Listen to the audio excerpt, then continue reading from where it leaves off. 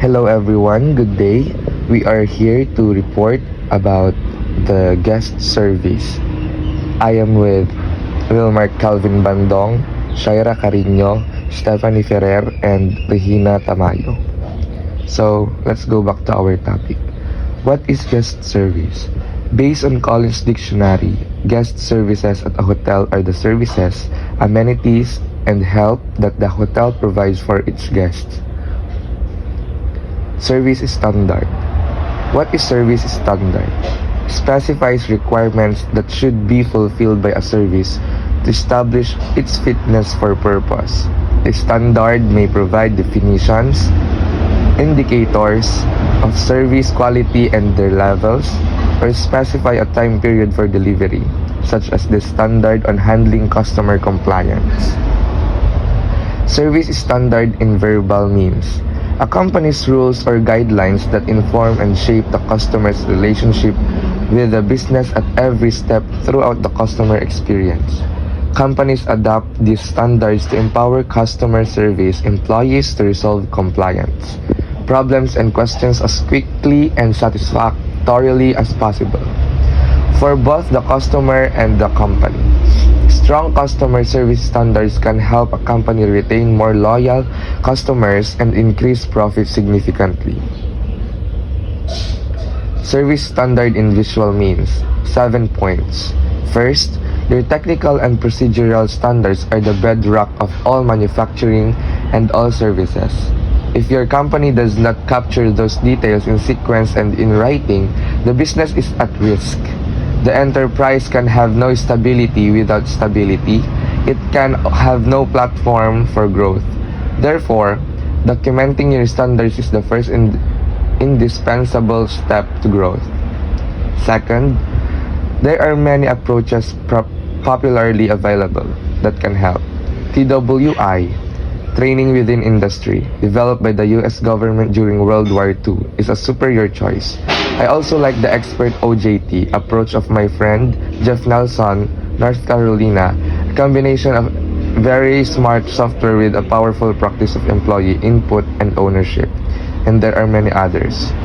Third, once you identify and document what is supposed to happen, your standards, you can decide to go further and match your work content to a timestamp and create take time-driven pool if it serves your business purposes. But documenting reliable standards may be enough for the moment. You decide. Fourth, once you have nailed your existing standards through TWI, expert OJT, or the like, don't expect the mere act of doing so to solve or operational irregularities.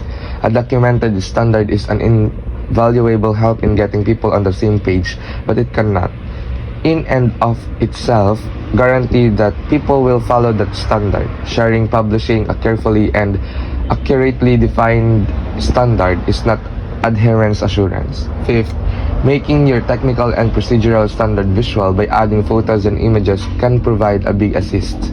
We all know that a picture is worth 1,000 words, but combining photos with clearly documented standards does not ensure that those standards will be followed with precision, completeness, and timeliness, not by a long shot. 6. Clear, accurate, complete standards, even with many gorgeous photos that further clarify, must be combined with our willingness to adhere to those standards before the circle of compliance is complete. You cannot build repeatable reliability, adherence to standards using a two-dimensional format, whether printed or electronic, because that format has no power of its own. Laminated or not, it is only a piece of paper. Said another way, only fear or caring can command the human will. Sharing your standards visually is likely to produce a more reliable compliance to standards for a couple of cycles, especially when operators had been closely involved in naming that what and why of those standards, but that compliance won't last because flat formats have no power of their own. They rely on human willingness, which in many settings is non-existent or unreliably %.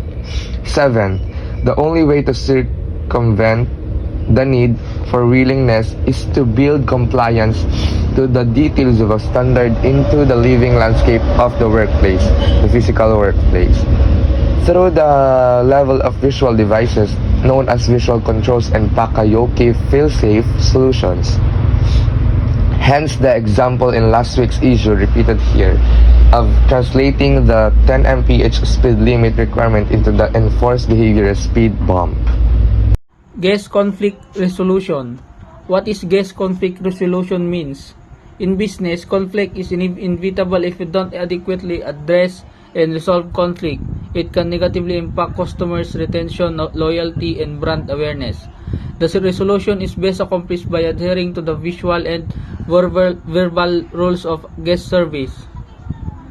It is assumed that if the employee is fully trained, the following rules should be followed to meet or exceed the guest expectations. Listen first, summarize, make no excuses, resolve the problem, document the conflict. Most conflict can be resolved in the earliest stage. Here are 12 tips for conflict resolutions that will help you provide excellent customer service. Number 1, allow customers to talk. Allow angry customers to talk and express their feelings until they release their frustration and calm down. Number 2, show you care. Use empathy statement to show you understand the customer's feeling or frustrations. Number 3, use the correct tone. Don't smile, laugh, or mock upset customers. As an agent, you must try to avoid conflict as much as possible. Be neutral. Do not often offer your opinion, agree or disagree with customers. Offer empathetic support and work to solve their problems effectively. Don't react. Never respond to angry comments. Allow the customers to voice their opinion and interject with helpful redirection when appropriate. Number 6, focus. Though you must listen active to customers' issues, when a customer is tangential, you may need to use neutral language to calmly direct the conversation back to the important issues and focus his attention on constructive solutions. Use verbal softeners. Use words like likely, typically, perhaps, sometimes, possibly, or occasionally with customers who might not respond well to categorical words like always or never. Make angry conversations private. Avoid talking with angry customers within earshot of employees or other customers. Number 9, agree with the customer. Find something to agree with the customer about. An agreement will result in collaboration and cooperation. Number 10, use silences. When customers talk, listen and wait for silence. When your customer stops talking, summarize their main point and work together on a solution. Use timeouts. If customers are frustrated, annoyed, or are not capable of engaging in productive conversation, allow them the opportunity to think by themselves for short periods of time. Set limits. When customers refuse to act constructively and alternative methods have been exhausted, set limits and end the interaction. Empowerment. What is empowerment? Training, experience, personality, and other things contribute to an individual employee ability to satisfy a guest. Hotel management must support that effort. One-way management supports an employee's ability to satisfy guests is by integrating empowerment in all duties. Empowerment is defined as the ability and authority to satisfy guest complaints, requests within present parameters. Employees learn to implement empowerment techniques in how they communicate in that certain phrases and words should be avoided. What is empowerment in hospitality? Employee empowerment means to turn over decision-making responsibilities and authority to frontline employees. In the hospitality industry, enabling your sales, service, and kitchen staff to make decisions can improve morale and increase customer service in responding to problems. How do you empower a guest? Empowering guests is to entrust them with the parts of their experience they control. It is twofold. Empowerment requires first offering choices where choices can be made available, and second, giving guests the tools to make those choices where, when, and how they want. Diversity awareness. The diversity of guests make it vital that all hotel employees appreciate the differences in people.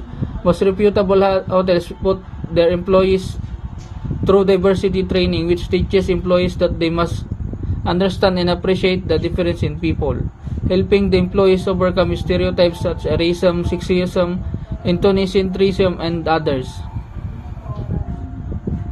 What is the importance of diversity awareness? Not only does creating grateful multicultural awareness and inclusion help students with their different backgrounds and needs succeed, but it encourages acceptance and help prepare students to thrive in an exponentially diverse world. International guests. What is international guests? International visitors are those whose country of residence is different from the country visited. These international visitors also include nationals residing permanently abroad, who may represent an important segment of the market with special characteristics. Management's role and guest service. International managers organizing, it is not possible for an international business to operate in multiple countries using standard and common practices. International managers always have to organize their business to adapt to local requirements of all countries. Firstly, they have to create a common hierarchy that involves people operating in multiple countries. Then, they have to adhere to local laws and regulations of the nations they operate in. Managers even have to keep local businesses, practices, and customs in mind while organizing. International businesses also have a complicated management hierarchy structures as people operate from many nations. Managers must ensure that they have a robust communication protocol to deal with the problem. Employees must always be able to address their grievances, ideas, and suggestions. Staffing. International managers next to have figured out whether they will hire local employees or send their own staff abroad. Consequently, they will need to be aware of all local labor laws if they decide to hire employees locally. Directing.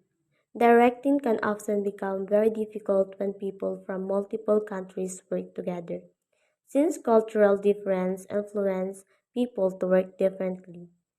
Managers have to adapt themselves in every unique situation. Even language can become a barrier in cross-border business. To deal with such problems, managers can try to involve people of diverse cultures and nationalities in management. Human resource departments of large companies always try to encourage cultural diversity in their organizations. They even conduct sensitivity seminars to make employees and managers aware to diverse cultures among their workforces. Controlling the problems that affect the function of directing apply to the process of controlling as well. Controlling requires meetings between people which helps in the exchange of information on a routine basis. Reporting and inspection are also important aspects of control. We have cultural difference amongst employees can always affect this kind of function. Managers thus should be able to adapt to all peculiarities and facilitate the controlling process. Guest service training. What is guest service training? The guest service topic in training highlights the important skills required to guarantee a fantastic client experience. Guest service is crucial for fostering brand loyalty and generating revenue. It includes giving clients the help they need to use your product or service smoothly both before and after they buy it, so they always feel appreciated and supported. It also requires responding to customer concerns, which is essential for keeping current clients. A company with stellar guest service enables clients to connect with a brand on a personal level. Because of this, it's critical to always provide clients with a favorable experience. Number 1, company's core values. Building foundational knowledge of your company's core values is an essential guest service training topic, whether for onboarding or even as refresher training. With guest service employees serving as representatives of your brand or service, it's important to ensure that they are guided by the company's mission, vision, and values. So, as a member in a particular company, it is very important for us to be guided by their principles as well as their mission and vision, because that is the right way to follow, and that will lead us to a successful career as a worker or as a professional. So number 2 is product training. Product training is another important guest service training topic that will provide your customers, service representatives with core knowledge so they can properly assist customers with any kind of concern and avoid providing bad guest service. This topic can cover the features, principles, and insight about your product or service. So, dito naman sa number 2 is knowing how to proper assist your customers is one of the main things to consider at all times. There is nothing more important than giving your best service, and the happiness of your receiving great compliment and satisfaction for your from your customers. Active listening. Active listening is a skill that enables your guest service representatives to fully pay attention to a customer without interrupting before thoughtful responding. So number 3, it is important to listen your customer concerns all the time, to know how to address certain issues as well as what they need. While addressing any concerns, we need patience to listen and answer them respectfully. So number 4 is empathy is the ability to recognize and understand problems and pain points from the customer's perspective. By including this customer-centric topic in your program, you will be able to develop interpersonal skills among your guest support and guest success team in tuning into verbal and non-verbal cues of your customers, as well as validate their feelings, worries, and frustrations. So, number 4 naman is make them feel that you understand your feelings or their feelings and concerns. To properly help them, you need to expand your knowledge about life. Make them feel that they are heard and understood so that you can gain their trust and make them feel at ease. This is also an advantage for you because through this you will be able to improve your communications skill as well as your perceptions. Number 5 is effective communication. Effective communications entails written and verbal communication, a skill that enables your customer service representatives to deliver the right message to your customers in a clear way and with proper tone and delivery.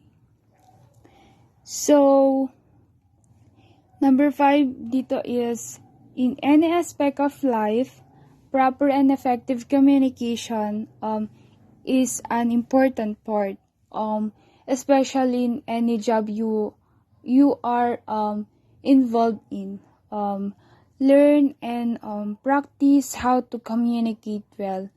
Talk to your customers with respect and your skills to properly convey your message of your of concerns for them. Number 6, customer focus mindsets. Having a guest focus mindset gives your guest service representatives the ability to go above and behind to provide the best guest service. So, dito naman sa number 6 is always give your full attention and focus to your customers and don't let yourself get distracted by other things that may not be involved. 7. Telephone skills. Enhancing telephone skills is a crucial part of honing your customer service teams. In this training topic, you can guide your representatives and reinforce phone call etiquette, policies, and techniques. Number 7 naman is applying proper etiquette in its appropriate field is a dominant factor. So, even in phone calls, we have to gain their trust and make our customers feel comfortable, also make them feel that we can solve a particular problem. So, number 8 is diversity and sensitivity training. Diversity and sensitivity training is an essential topic, especially for industries like guest service that constantly interact with people from all walk of life. So, dito sa number 8 is in the field of guest service, we are constantly interacting with other people. Remember that everyone is not the same, so we need to flexible and have enough understanding about each other's differences. Be careful with your words and actions because it may be insulting for them. 9. Problem solving. Problem solving skills are a topic that needs to be constantly reinforced in a guest service.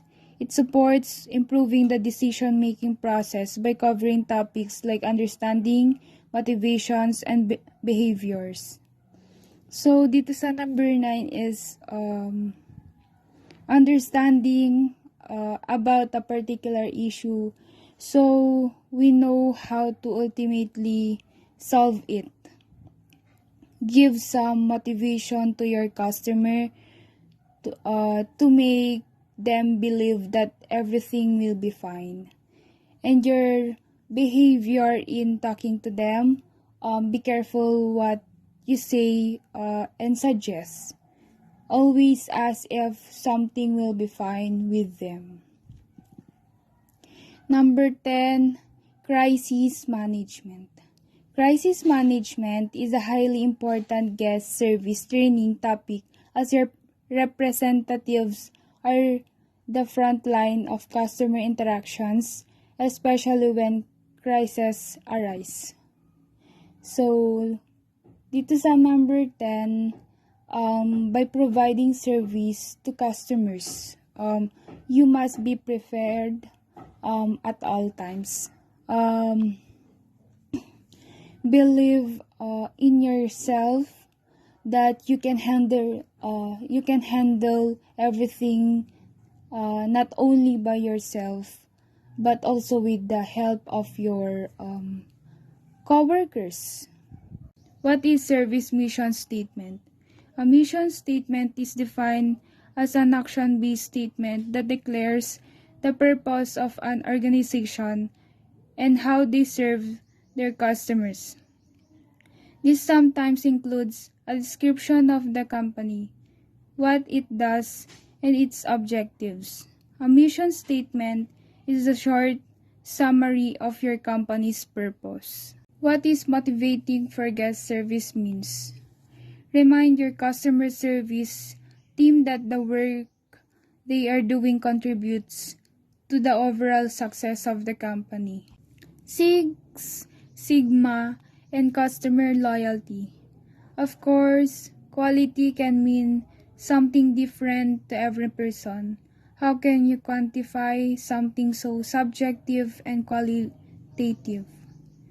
With Six Sigma, let's take a closer look at how and why this business performance process fosters customer loyalty. It begins with the customer-centric approach. When organizations experience a lapse in operational excellence, they may jump right to revising the product or service. This technique is a product-centric approach and misses a critical first step, which drives the rest of the process. Before changing any element of your product or service, you must identify what the customer needs. Today, more than ever, customers are unwilling to accept any elements they see as unsatisfactory. To nurture customer loyalty, organizations need to understand the following. Customer requirements: how they will use the product or service, the meaning the product or service has in their lives. By doing so, organizations reach their output's maximum potential by meeting and even surpassing customer expectation. This recipe for customer loyalty also increases the lifetime value of each customer. It quantifies quality to meet customer expectation. Organizations typically arrive at the Six Sigma process as a means to solve a problem. Through the customer-oriented approach, you'll first identify the problem and the value you're trying to achieve. These techniques allow you to pinpoint and fill the gap between what you're producing and what the customer requires. You'll create benchmark characteristics to define the customer vision of quality. The beauty of quantifying quality is getting your whole team on board regarding what does and doesn't mean standards. This uniform approach reduces division and in turn maximizes the potential for customer loyalty.